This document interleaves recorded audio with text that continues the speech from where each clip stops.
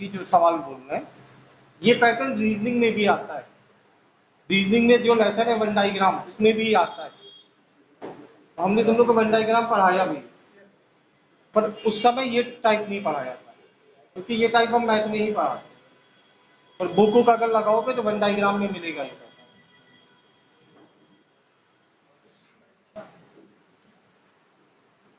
किसी परीक्षा में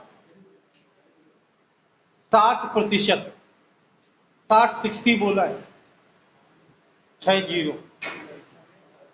60% विद्यार्थी अंग्रेजी, 70% गणित में उत्तीर्ण हुए,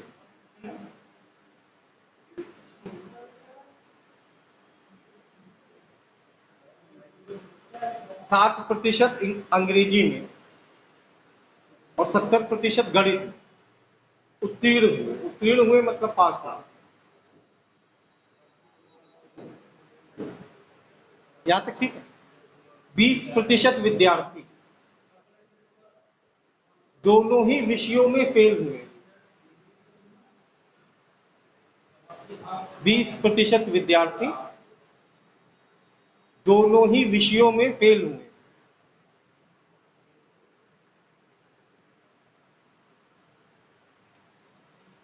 तथा 2500 विद्यार्थी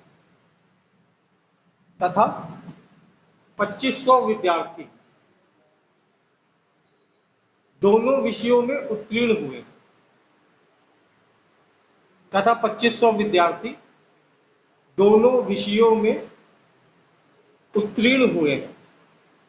तो कुल परीक्षार्थियों की संख्या क्या है?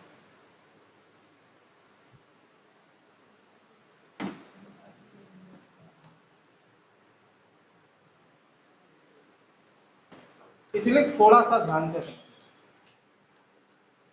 ठीक, इसको करने के दो तरीके। पहला तरीका है फॉर्मूला। फॉर्मूला ये एन ए यूनिवर्सल बी बराबर N A plus N B minus N intersection B. ये तुमने 9th में एक टॉपिक पढ़ा होगा सेट थ्योरी, उसका फॉर्मूला है। हिंदी में बोलते समुच्चय सिद्धांत। परसेंटेज में इसका छोटा सा पार्ट है और रीजनिंग में तो प्रॉपर अच्छा खासा ब्रॉड एरिया है। ठीक, तो ये फॉर्मूला होता है। अब दिक्कत ये कि हमको ये फॉर्मूला आता नहीं। ये वाला फॉर्मूला हमको, मतलब ये होता है फॉर्मूला, तुमको पता है, पर ये फॉर्मूला हमको नहीं आता। अब हमको फॉर्मूला क्योंकि आता नहीं, पता नहीं क्या था फॉर्मूला, तो हम फॉर्मूले से सवाल लगा नहीं पाते। भाई फॉर्मूले से लगा तब पाओगे जो फॉर्मूला आएगा। अब हमने आता ही नहीं फॉर्मूला। यहां तक ठीक है। कौन सा फॉर्मूला में नहीं आता? यही वाला जो भी लिखा था, ये हमको नहीं आता। तो इसको लगाने के लिए ट्रांजैक्शन करते हैं। ये सबसे पहले बना लिया स्कूल। ठीक, ये है इंग्लिश, ये है मैथ। सब्जेक्ट क्या होते हैं? सब्जेक्ट एक तरह का भंवर जाति तो है। नदी में नहीं भंवर उठता है, बोल कहते भंवर के बीच में फंस जाओ तो नहीं पड़े। दादी या बाबा से इस तरह की कहानियां सुनी है कि भंवर नहीं आत्माएं होती है। अभी हम लोग गए बनारस, अभी कुछ ही दिनों पहले तुम गए थे बनारस,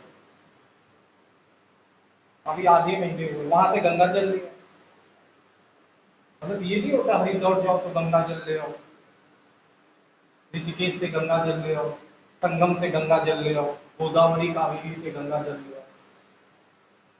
गोदावरी और कावेरी को उधर के लोग गंगा ही बोलते।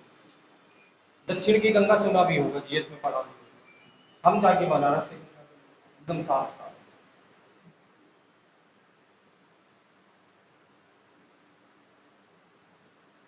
हमने ये वही भंवर जा रहे हैं गंगा जी। सब्जेक्ट भी क्या भंवर ही तो है, हंस के रही अपने मैथ इंग्लिश रीजनिंग। अच्छा एक चीज थोड़ा सा समझ लो बस, वही बातें बहुत सारी। सवाल में बोला है कि इंग्लिश में कितने परसेंट लोग पास या फेल हुए? 60। क्या हुए, पास या फेल? पास। अच्छा, अगर सिंपल सी बात है, देखो अगर इंग्लिश में 60% लोग पास हो तो फेल भी तो हुए होंगे 40%। सही कि नहीं भाई? वो बच्चे तो अपने आप में 100% ही होते है ना, और उसमें से पास कितने हैं? 60। तो फेल कितने? ऐसे ही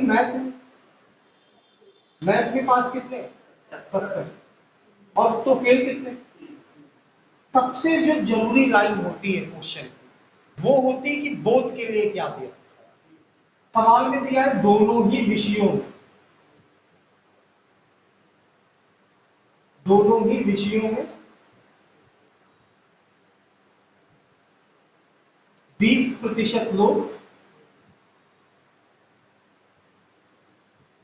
ये सवाल भी, ठीक है। तो जरूरी बात जो होती है वो ये कि दोनों ही विषयों में फेल का प्रतिशत दिया है या पास का प्रतिशत। कि दोनों ही विषयों में जो प्रतिशत दिया वो काहे का है, तो हम भी फेल का परसेंटेज लेंगे, पास का परसेंटेज लेंगे। ये बात समझ गए?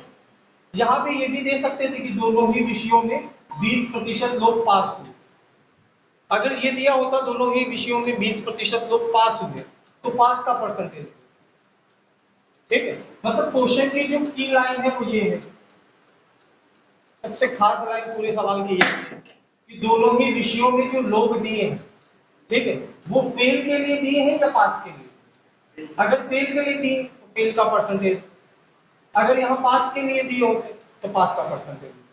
यहां तक बात समझ गए? यहां जैसे फेल दिया वैसे पास भी दे सकते। अगर फेल दिया है तो तुम फेल परसेंटेज, अगर यहाँ पास दिया होता तो पास का परसेंटेज। यहां तक ठीक? तो अब परसेंटेज का ही कर लेना पड़ेगा। इंग्लिश में फेल कितने हुए? 40। ये इंग्लिश, और इंग्लिश में फेल हुए ये मैथ, और मैथ में फेल हुए। कुछ बच्चे होते जो जिनकी इंग्लिश वीक होती, कुछ बच्चे होते जिनकी मैथ वीक होती, कुछ बच्चे हो पैदाइशी मूड वो सारे सब्जेक्ट में वीक, राइट, बिल्कुल वही टाइप के। तो कुछ बच्चे ऐसे जो दोनों में फेल हो तो भाई एक सब्जेक्ट का मान कि एक सब्जेक्ट किसी का भी वीक, ठीक, दोनों ही वीक है तो तुम पढ़ते ही नहीं। देखो इंग्लिश में फेल कितने? 40। मैथ में फेल कितने? दोनों में नाम रोशन 20। यहां तक ठीक है? देखो इन 40 में से 20 बच्चे ऐसे हैं जो मैथ में भी फेल, केवल और केवल इंग्लिश में कितने फेल है? इन 40 में से 20 ऐसे जो मैथ में भी फेल, केवल इंग्लिश में कितने फेल? 20। केवल इंग्लिश में, केवल इंग्लिश में फेल होने का मतलब समझ गए? जैसे रिपोर्ट कार्ड आता है तो रिपोर्ट कार्ड मैथ का आएगा, इंग्लिश का आएगा, जीएस का आएगा, जैसे आएगा रीजनिंग का आएगा। रीजनिंग में ज्यादातर लोग पास होंगे। कुछ बच्चे ऐसे होंगे जो केवल मैथ में फेल होंगे, कुछ लोग होंगे जो मैथ में भी फेल होंगे, इंग्लिश में भी फेल होंगे, कुछ ऐसे होंगे जो जीएस में भी फेल होंगे। फेल होने के भी कई टाइप होते हैं, है ना।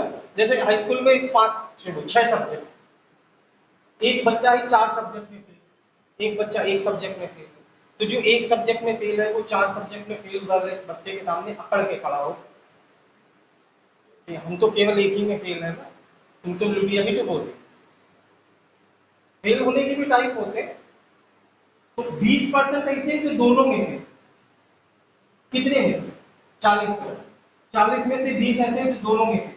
तो केवल इंग्लिश में फेल कितने? 20। कैसे निकाला? घटा, ठीक है। इसी तरह मैथ में कितने फेल है? 30। 30 में से 20 दोनों में फेल, केवल मैथ में कितने फेल? ये समझ में आया? केवल इंग्लिश में फेल कितने? 20। केवल मैथ में फेल 10, दोनों में फेल। टोटल कितने बच्चे फेल हुए? जोड़ 20 20 40 10, किसी भी स्कूल में टोटल कितने परसेंट बच्चे हो सकते हैं? 100 में से 50 की तो क्लियर फेल हो गए। 20 20 10 कितने फेल हो गए? 50। 100 में से 50 तो फेल, पास कितने हुए? 50। सवाल में पास कितने हुए? 2500। दोनों ही विषयों में पास हुए थे कितने? ये पास है, ये टोटल बच्चे कितने हैं? 100। 100 में से फेल कितने? 50। 100 में से 50 फेल तो पास कितने? 50। सवाल में पास कितने? 2500। 50 बराबर 2500 के तो 100 बराबर 50 का दूना 100, 25 का दूना, चाहे तो भाग कर लो, 0 0 काटा, 5 से काटा, जैसे चाहे तो ऐसे कैलकुलेट करो कि 50% बराबर 2500 के, 0 0 कट गया तो 1% बराबर 50 के, तो 100% बराबर 50 इंटू 100 कितना? अब ये कैलकुलेट कैसे करोगे वो तुम्हारी चॉइस। ये समझ में आया कि नहीं? ऐसा लगा लो।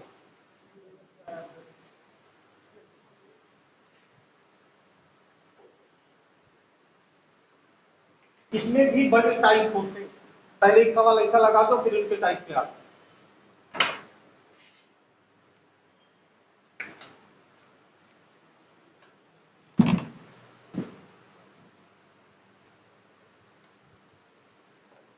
बनारस से गंगा जल ले आई तुम भी? भैया घर वाले बहुत सुनाए होंगे। ये सब गलत बात है। हम कलकत्ता गए थे, वहां से भी गंगा जल लाई।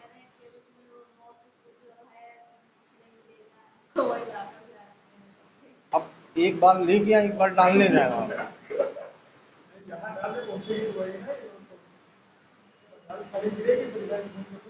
ये तो गलत सिस्टम है ना भाई। बनारस के घाट में उन लोग की अंतिम क्रिया हुई, मोच मिल गया। अब ये कौन सी बात है, मोच मिल के वो गंगा जी में टहल नहीं? ये तो गलत चीज हो गई ना। गलत है कि नहीं? मोच मिल गया तो गई, अब गंगा जी में काहे गई?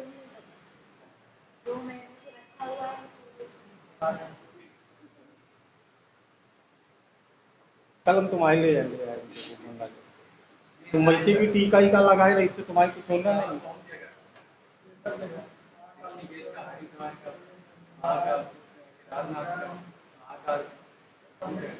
केदारनाथ में गंगा जी?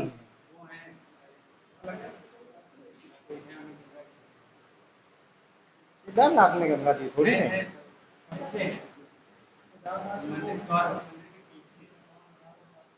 गंगा जी नहीं होगी, कोई और नदी हो।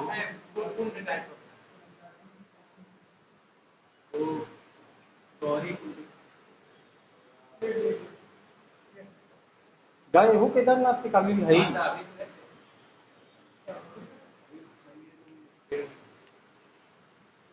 1.5 महीने हो गए? पता नहीं, पापी लोग जा जाके भी लौटे आ गए। एक इसी टाइप का सवाल है, लगे तो निपटा। एक परीक्षा में 42% अभ्यर्थी, अभ्यर्थी मतलब कैंडिडेट, 42 यानी 42। एक परीक्षा में 42%, 42% अभ्यर्थी मैथ में, एक परीक्षा में 42% अभ्यर्थी मैथ और 52% इंग्लिश में,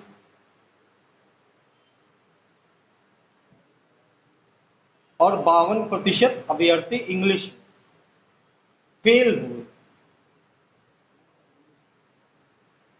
52% अभ्यर्थी इंग्लिश में फेल हुए।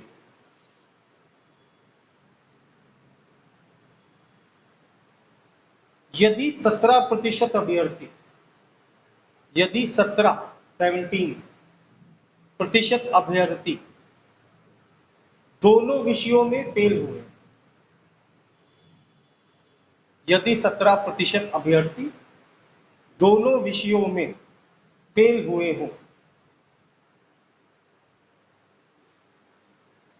तथा 46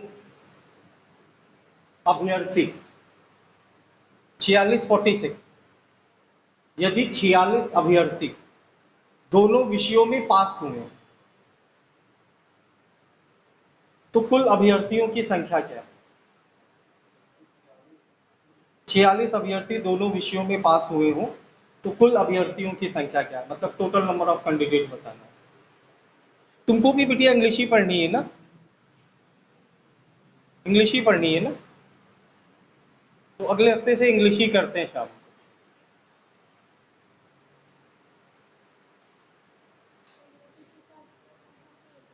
क्या चीज? पेपर होगा, हाँ, जैसे बारिश होगी। अब किस दिन होगी कुछ कह नहीं सकते, गूगल तो रोज ही दिखाता रहता है, अब तो देखना ही छोड़ दिया। वैसे जब जब बारिश होती है गूगल दिखा नहीं पाता।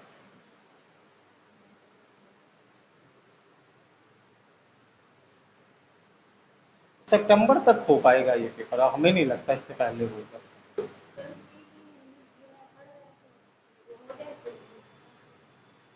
हिंदी चैप्टर वाइज मत पढ़ो, अगर यूपीपी के लिए पढ़नी प्रैक्टिस सेट ले लो, हिंदी का प्रैक्टिस सेट लगाओ, रीजनिंग का भी प्रैक्टिस सेट ही लगाओ, नहीं बुक से लगाओ। हाँ,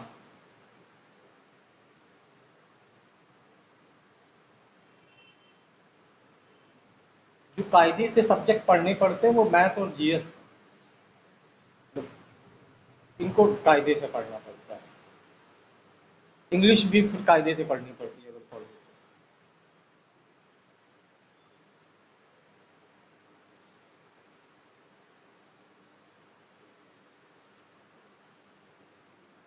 हो गया बेटिया, कितना आ रहा है? सही, बढ़िया।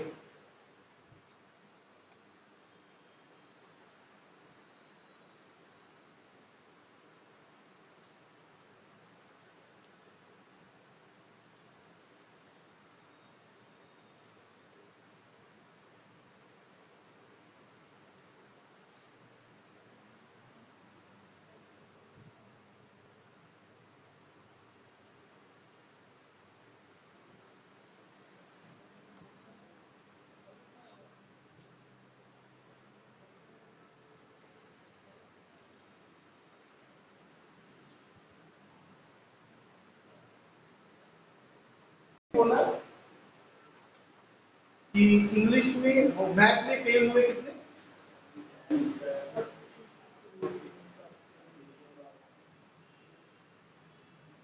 और इंग्लिश में फेल हुए? अच्छा, ये परसेंटेज गिवन है ना फेल, तो पास का परसेंटेज भी निकाल सकते हैं। अगर 42% फेल है तो पास कितने?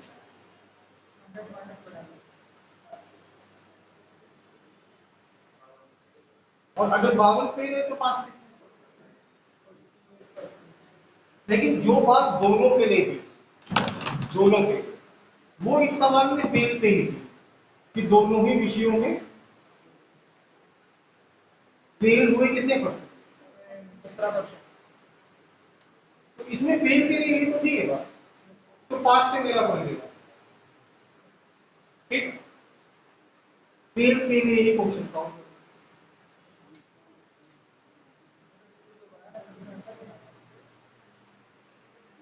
दोनों में फेल है 17, मैथ में फेल है 42, इंग्लिश में फेल है, ये मैथ है ये इंग्लिश है।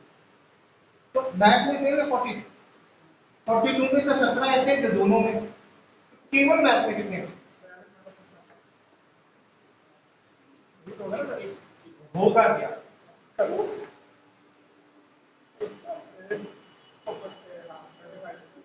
ठीक है, मैथ में फेल कितने? वो इंग्लिश में 52, 52 में से 17 ऐसे थे दोनों में, केवल इंग्लिश में फेल कितने? ठीक, तो टोटल फेल कितने होगा जोड़? 30 20 50 10 60 10 70 7 का 70, 77 फेल है कितने में? 100 में 77 फेल, पास कितने? 100 में 77 फेल है, 77, तो पास कितने हुए? देख, सवाल में पास कितने? तो एक बराबर, तो 100 बढ़ाओ, तो टोटल नंबर ऑफ कैंडिडेट कितने? 2।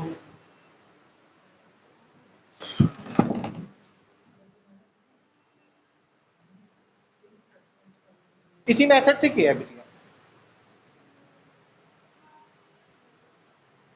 पहले वाले फॉर्मूले से किया।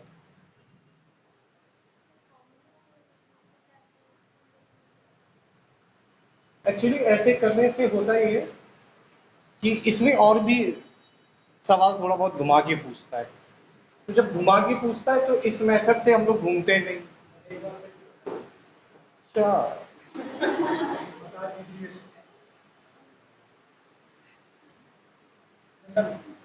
यहाँ तक सब सही? ये बताइए फिगर थोड़ा शुरू से ही करें। ठीक, मैथ में फेल कितने, तो पास कितने, 100 से घटा दो। इंग्लिश में फेल कितने, तो पास कितने। सबसे जो जरूरी चीज होती है सवाल में वो ये कि दोनों विषयों में फेल का परसेंटेज गिवन है या पास का परसेंटेज, दोनों ही दे सकता, फेल भी दे सकता, पास भी दे सकता। जो चीज देगा वही यहां से, जैसे इस सवाल में दिया क्या है, फेल, तो इस पास से मेरा कोई लेना, ठीक है। इसको बनाने में क्या करना है, पहले एक रेक्टेंगल बना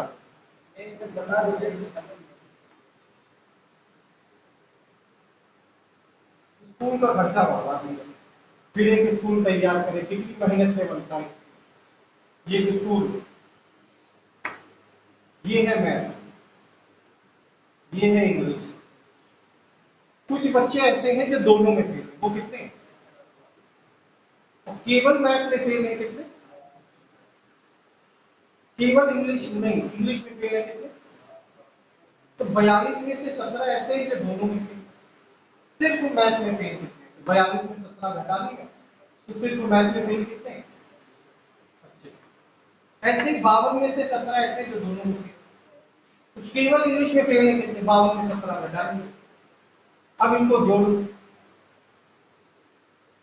ये सब फेल है, ये फेल है किसमें, नहीं सही से बोलो, केवल का केवल, ये फेल है किसमें, केवल इंग्लिश, ये दोनों। तो टोटल फेल कितने जोड़ो, तो 30 20 50 10 60 10 70 60 70, 100 में से 70 फेल, टोटल बच्चे तो 100 ही होते, 100 में से 70 फेल, तो पास कितने, सवाल में पास कितने, तो 1 बराबर, तो 100 बराबर। यहां तक समझ गए। अब देखो, जब ये फिगर, इस पैटर्न का सवाल अगर रीजनिंग में आए, ठीक है, तो क्वेश्चन क्या क्या होंगे वो सुन, ये चित्र समझ गए। तो जब ये पैटर्न रीजनिंग में आएगा तो इसमें क्वेश्चन होगा कि केवल मैथ में कितने प्रतिशत लोग फेल, देख के बताओ, केवल मैथ में कितने प्रतिशत लोग फेल,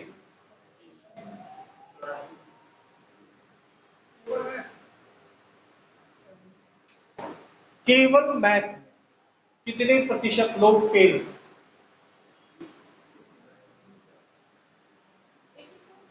सही, यही 25 है, फालतू का दिमाग लगा। ये 25 लोग हैं जो किसमें फेल है, देखो मैथ में टोटल फेल कितने, 42 में से 17 इसे जो दोनों में नाम रोशन कर, केवल मैथ में कितने फेल, तुमने दिमाग ना लगा, जो दिख रहा है वही देख के बोलना, तुम लोग दिमाग लगाए दे दो, और वो तुम्हारे पास है, तुम्हारी बात नहीं कर, तुम समझदार हो, तो तुम ही बताओ, केवल इंग्लिश में कितने लोग थे, देखो कितना होगा, ठीक है, तुम बताओ इंग्लिश में कितने लोग थे,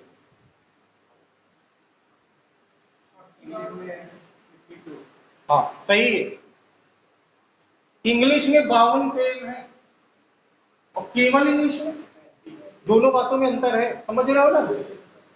जैसे मैथ में कितने फेल, 42, और केवल मैथ में, उधर देखो, उधर पास भी है, सही,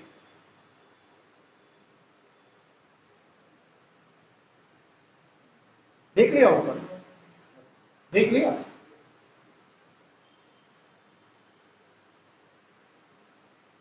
मैथ में कितने प्रतिशत लोग पास हैं?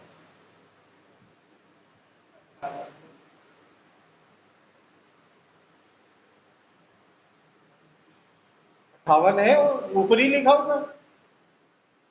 इंग्लिश में कितने प्रतिशत लोग पास हैं? सब सही है ना, सब सही है ना। ये क्वेश्चन लिखो, ये कॉपी में लिखो।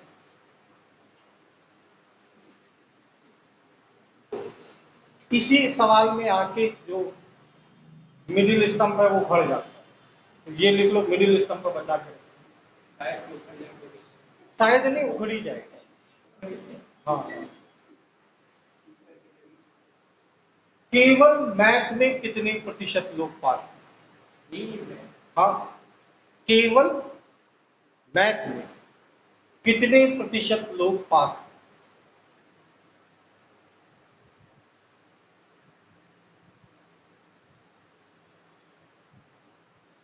केवल मैथ में कितने प्रतिशत लोग पास हैं? मतलब इसको आंग्ल भाषा में बोलना हो तो बोलेंगे how many student all qualifying only in maths.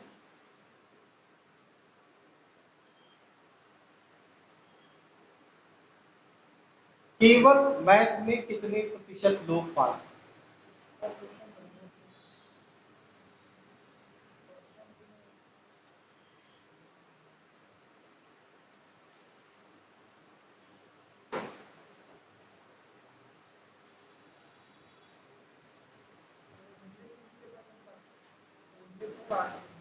एक ही मैथ में बोल दिया तो इंग्लिश में भी ये क्वेश्चन पॉसिबल है ना। तो पहले मैथ से निपट लो, फिर इंग्लिश से निपट लिया जाए। मैथ मेरा सब्जेक्ट भी है तो मैथ ही से पहले। ये बताइए, पास होता है तो लेस ही करते हैं ऐड तो बताइए, ताला पकड़ा दिया, ऐड करेंगे लेस ही करेंगे। ताला पकड़ा दिया ना, हथौड़ा मार के खोल लो, जरूरी थोड़ी नहीं चाबी होगी। है नहीं ना, सर पटक पटक खोल लो।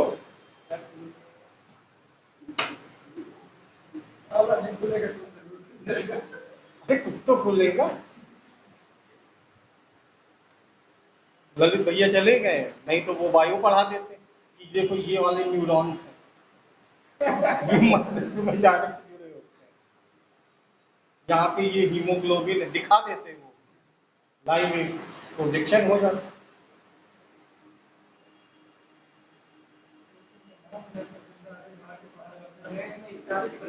सही, केवल मैथ में कितने परसेंट? देखो मैथ में 5 से 58%, वो तो दिख रहा है ना साहब, लेकिन केवल मैथ में कितने परसेंट लोग पास? देखो ये क्वेश्चन क्यों होता है ना, ये सवाल हमने साफ साफ बोला था कि ये जो टाइप है ये रीजनिंग में आता है, बोला था ना पहले कि ये टाइप रीजनिंग में आता है। रीजनिंग में आता है मतलब इसमें मैथ नहीं लगा, इसमें दिमाग लगा।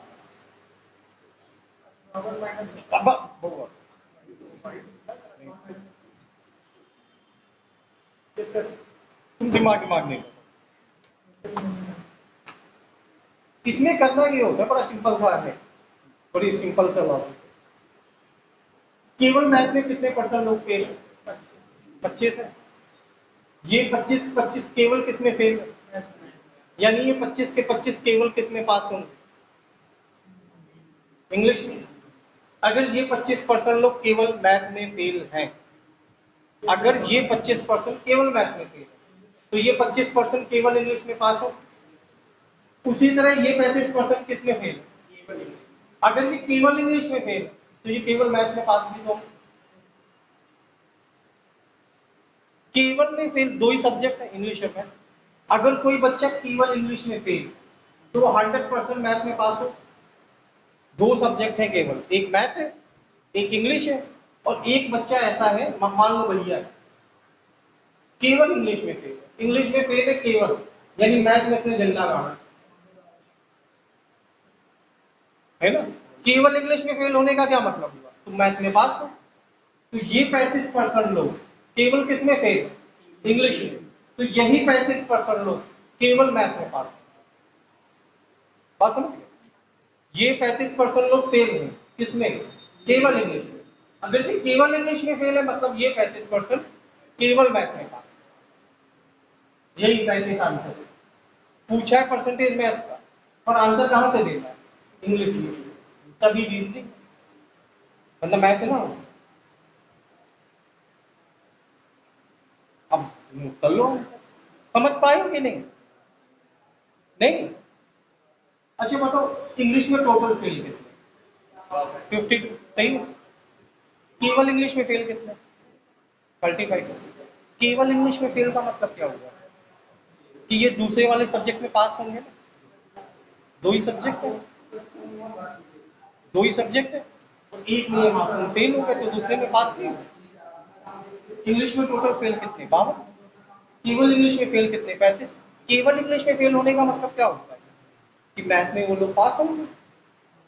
जैसे मान लो एक पेपर दिया आपने, ठीक है, पेपर में दो सब्जेक्ट है, मैथ और इंग्लिश, और हम तुमसे ये कह रहे हैं कि हम केवल इंग्लिश में फेल, यानी हम ये भी तो कह रहे हैं ना कि हम मैथ में पास है। तुम पॉजिटिव व्यू देखो मेरा। अगर हम बोल रहे हैं कि हम केवल इंग्लिश में फेल है, दो ही सब्जेक्ट है मैथ और इंग्लिश, और हम बोल रहे हैं कि केवल इंग्लिश में फेल, तो अगर हम केवल इंग्लिश में फेल है इसका मतलब मैथ में पास हुए ना, और केवल मैथ में पास हुए क्योंकि एक ही सब्जेक्ट में पास है, एक में तो फेल है। ठीक है, तो ये 35% केवल किसमें फेल है? इंग्लिश में।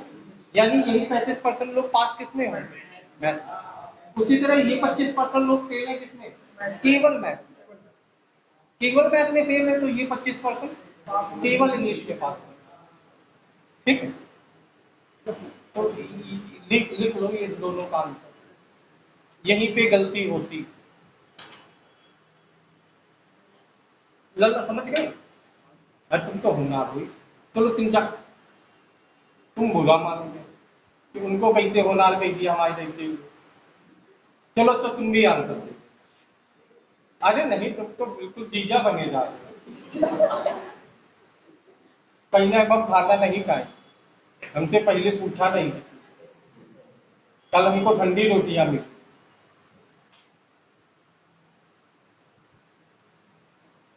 जीजा जीजा है घर पे? कोई सगी बहन नहीं? तो चलो आगे होंगे। इन लोगों से रहने से मजा आती रहती है परिवार में। कोई ना कोई नौटंकी हर 15 दिन ये लोग कर ही दे, घर में एक रोमांच बना रहता है।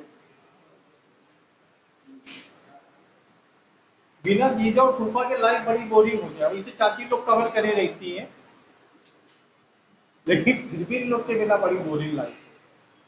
अब हमारे यहाँ हमारे बता चुके हैं भाई, हमारे यहाँ हमारे पापा और फूफा की बोलचाल नहीं है। हमारी शादी में फूफा आए, भैया की शादी में भी नहीं आए थे, खाली बुआ आती हो, भाई बहन हुआ। जबकि कुछ नहीं हुआ था। हमारी बड़ी दीदी की शादी में फूफा जी ड्रिंक करके आ गए थे। हमारे घर में ड्रिंक करने वालों से बहुत चिढ़, नफरत करते हैं, और फिर चाहे कोई भी हो कोई फर्क नहीं पड़ता। फूफा हमारे ड्रिंक करके आ गए, उनके थोड़े से पैर लड़खड़ा गए। पापा ने कुछ नहीं किया था, खाली बेल्टों से मारा बस। बेल्ट से मार के उनको गेस्ट हाउस में कमरे में बंद कर दिया। बाहर से कुंडी ला, दोनों में से कोई भी पहले दे सकता है, और एक दो ने लाइन से कुछ क्वेश्चन पूछे। पहला क्वेश्चन है, इंग्लिश में कितने लोग फेल?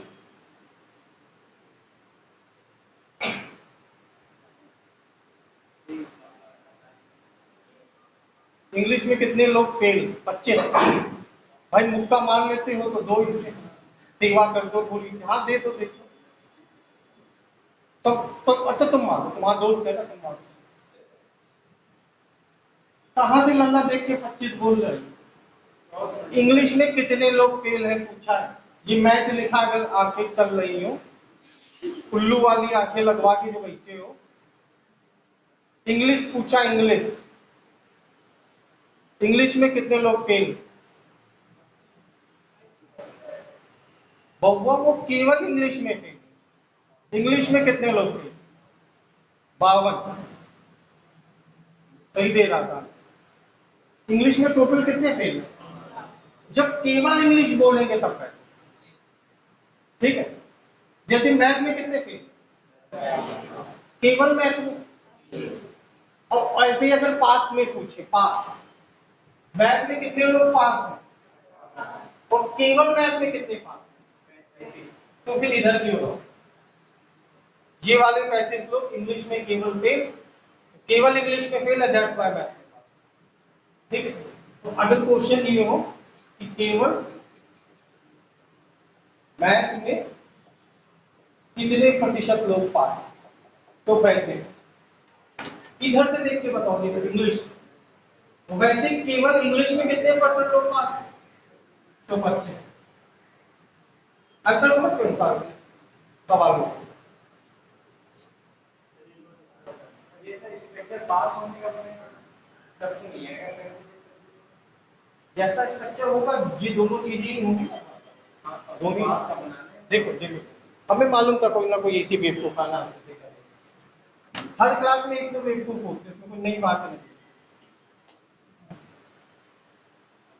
देखो ये पास का ही बना था, ठीक है, सब पास का है। मान लो मैथ में पास हुए 55, इसमें पास हुए 35, दोनों में पास हुए। ठीक, तो मैथ में कितने लोग पास हैं, ये मैथ 55 में 20 दोनों में पास है, केवल मैथ में कितने, ठीक, ये इंग्लिश, इंग्लिश में कितने पास, 20 तो दोनों को, केवल इंग्लिश में कितने, केवल मैथ में कितने परसेंट लोग पास, केवल मैथ 35 है, केवल इंग्लिश में कितने लोग पास, 15। अब देखो मैथ में पास में लेस कर देंगे वो काम करो, मैथ में पास है 55, तो फेल कितने होंगे, 45 इंग्लिश में पास है 35, तो फेल कितने होंगे, यहाँ तक से। अब हम तुमसे पूछे मैथ में फेल कितने, इंग्लिश में फेल कितने। अब आखिरी क्वेश्चन, केवल मैथ में फेल कितने, केवल मैथ में फेल कितने, तो इंग्लिश में केवल पास कितने, यही केवल मैथ में फेल। ये केवल इंग्लिश में पास है, मतलब 2 सब्जेक्ट थे, उनमें से ये केवल केवल पास है किसमें, इंग्लिश में। ये केवल इंग्लिश में पास, मतलब मैथ में क्या होगा, सेम तरीका रहेगा पास फेल किसी का भी स्ट्रक्चर। जैसे ये 35 लोग पास है केवल किसमें, मैथ में। अगर केवल मैथ में पास है, 2 सब्जेक्ट थे, तो ये केवल मैथ में पास है, मतलब दूसरे में नाम रोशन कर रहा है, 2 सब्जेक्ट थे ना, केवल मैथ में पास है, यानी फेल हो गया ना, कितने समझदार, नजर होते वो ग्रहण योग करता है।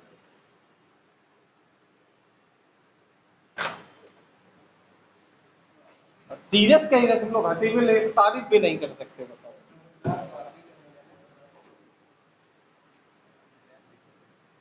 तो इस ये पैटर्न जब भी आएगा इस तरह का केवल लेवल वाला, तो वो रीजनिंग में आता है। ये मैथ में मैथ ही लग रही, ये तुम्हें मैथ लग रही, रीजनिंग है कि नहीं, इसमें माइंड यूज हो रहा, मैथ कहाँ यूज हो रहा। ये टॉपिक मैथ में भी है, रीजनिंग में, मैथ में परसेंटेज में, मैथ में ज्यादातर यही पूछते हैं, total number of candidate, math में क्वेश्चन।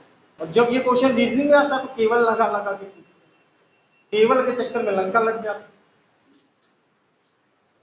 केवल और कलेवा ज्यादा अंतर है नहीं, दोनों कलेवा तो खाया ही होगा, बिटिया कलेवा खाए, कलेवा आखिरी बार कलेवा कब खाया, कितने साल में, आखिरी बार कलेवा कब खाया, खाया ही नहीं आज तक।